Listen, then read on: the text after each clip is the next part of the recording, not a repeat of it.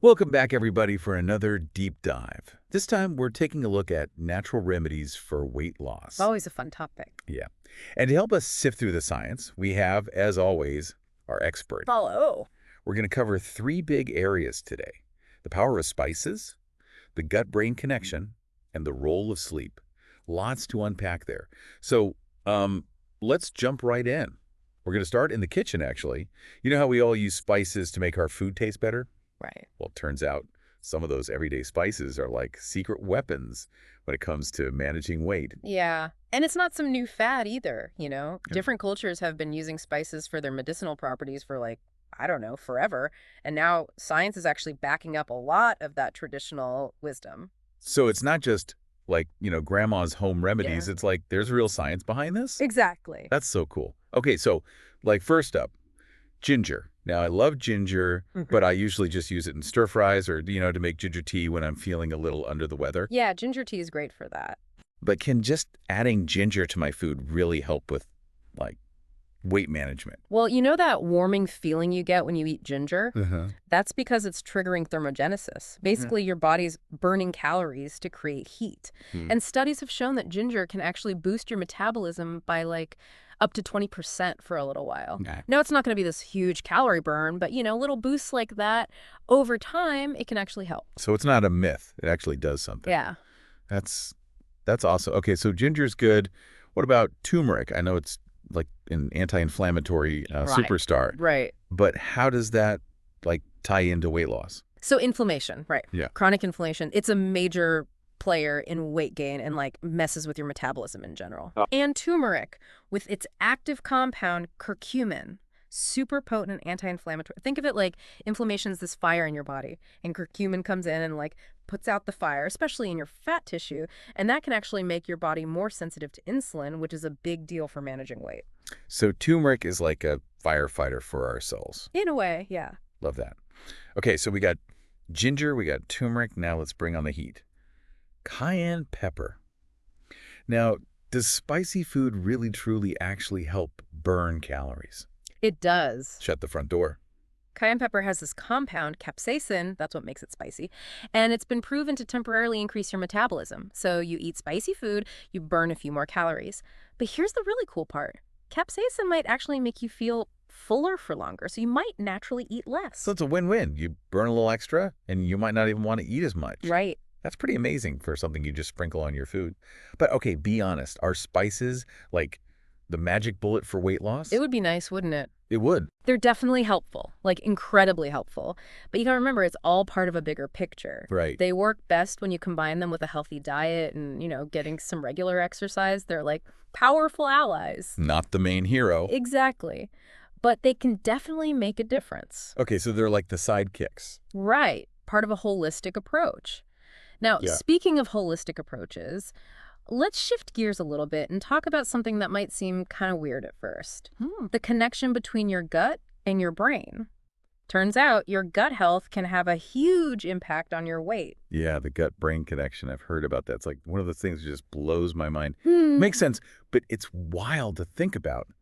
All those trillions of tiny organisms in our gut influencing our weight. It's crazy. So where do we even start with that? Well, we're just starting to understand the gut microbiome, all those trillions of microorganisms in our digestive system. It's like a whole universe in there. And the research is showing more and more that a balanced microbiome is key for all sorts of things, like your overall health and, yes, your weight. Yeah, it really is a universe. And like you said, it's wild to think about. But it's true. So, it's not just what you eat. It's also about the health of those little guys in your gut. Right, right. So how do we help them out? What can we do to, support our gut buddies? Well, one really good way is to eat fermented foods. Fermented foods? Okay. Yeah. Things like yogurt, kefir, kimchi, sauerkraut, those kind of tangy, yummy foods. They've all gone through that fermentation process. So what happens is good bacteria break down the sugars and starches, and that creates lactic acid, which is what give them that tang. Oh, that's interesting. Yeah, I used to kind of be intimidated by fermented foods, to be honest, but now I'm totally hooked. Wow. I even started making my own sauerkraut. Wow. It's surprisingly easy, and it's really fun. It's amazing how something so simple can be, So good for you. It is, and it's because those fermented foods are full of probiotics, Probiotics, right? which is those live, good bacteria, and they help to kind of like replenish and diversify your gut microbiome. So it's like you're adding a boost of friendly helpers to your gut's ecosystem. It's like sending in the reinforcements. Love it. Exactly. Okay, but I've also heard about prebiotics. Yeah. Now, how are they different from probiotics? Okay, so prebiotics, they're like food for the probiotics. They're types of fiber that we can't digest, but our gut bacteria, they love to munch on them. So it's kind of like you're setting the table for your good gut bacteria, helping them to grow and thrive. So it's a 1-2 punch. Mm. You got the probiotics introducing the good guys, and then the prebiotics are like, all right, here's your fuel. Keep going, guys. That's a great way to put it. I love it. Okay, so where do we find these prebiotic powerhouses? What foods should we be eating? A lot of plant-based foods are really high in prebiotics, so things like garlic, onions, asparagus, bananas, and then legumes like lentils and beans. Oh, okay, so lots of good options there. And I guess we shouldn't forget about fiber in general, right? I mean, Yeah. we all know it's important for digestion, but it also plays a role in weight management, right? Absolutely. Fiber it's amazing for both your gut health and weight management. It helps you feel full, so you're less likely to overeat. And it also slows down how fast your body digests and absorbs sugars, which keeps your blood sugar levels stable. And that can help prevent those energy crashes that can make you crave sugary treats. Oh, yeah, I know those energy crashes all too well. Like my willpower just goes right out the window. Exactly. Okay, so we've got probiotics, prebiotics, and fiber. It sounds like it's all about keeping things moving and grooving in our digestive system. It is. It is. It's like this delicate dance, And when it's working well, it can have a really big impact on your health, including your weight.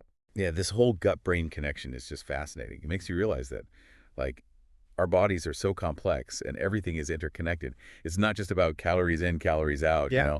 It's about understanding all the different factors that are at play. Absolutely. And speaking of interconnectedness, we can't forget about sleep. I mean, getting enough good quality sleep is just as important as eating right and exercising when it comes to managing weight, but people often overlook it. Oh, yeah.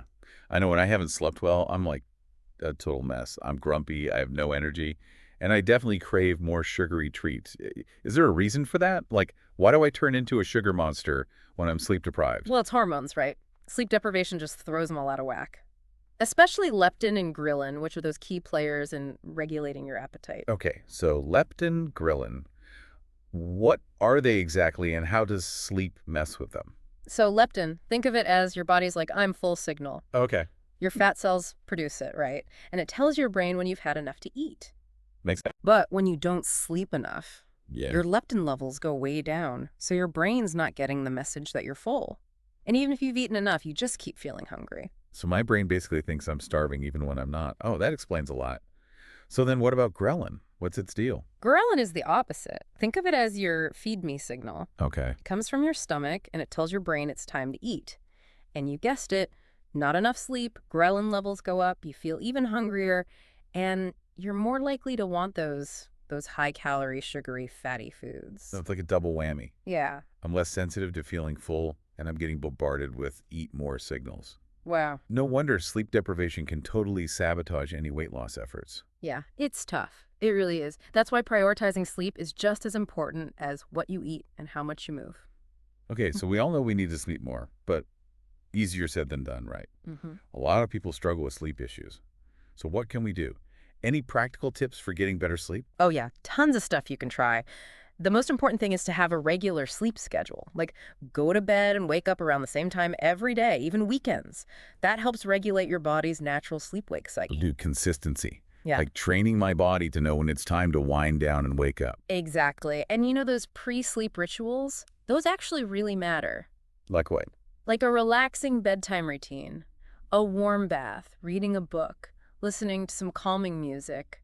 Anything that signals to your body and mind it's time to chill out. Create a little sanctuary for sleep. Yeah. I like that. Okay, what about the sleep environment itself? Any tips there? Oh, yeah. Making sure your bedroom is dark, quiet, and cool. That can make a huge difference. You might want to try blackout curtains to block out any light, earplugs if it's noisy, or a fan or AC to keep things cool. Yeah, makes sense. And probably put away the phone, right? No more scrolling before bed. Exactly. That blue light from electronics, it messes with your melatonin production. And melatonin is that key hormone that regulates your sleep-wake cycle. So, yeah, aim for at least like an hour of screen-free time before you hit the hay. Okay, noted. So, wow, this deep dive has been amazing. We've covered so much: the power of spices, the Yeah. gut-brain connection, the importance of sleep. I feel like I have a whole new understanding of what it means to approach weight loss holistically. Yeah, it's been fun, hasn't it? Yeah, it has. And it's a reminder that there's no one-size-fits-all solution, right? It's about finding what works for you, for your body, for your lifestyle. Absolutely. And, be patient with yourself. Celebrate the small wins along the way. It's a journey, not a race. Love that. Yeah. So, as we wrap things up here, what's one key takeaway you want our listeners to walk away with today? Hmm. One key takeaway, I'd say, sustainable weight management. It's not about deprivation or these quick fixes. It's about creating a lifestyle that nourishes your whole self, your body, mind, spirit. It's about finding joy in moving your body, making peace with food, and really putting your well-being front and center. That's beautifully said. Thank you so much for sharing your expertise with us today. Oh, it's always a pleasure. Always love these deep dives. And to our amazing listeners, thank you for joining us on this journey of discovery. We hope you learned something new today and that you feel empowered to take charge of your own wellness journey. Keep exploring, keep learning, keep nurturing yourselves. You're all amazing. Thanks for joining us on The Deep Dive.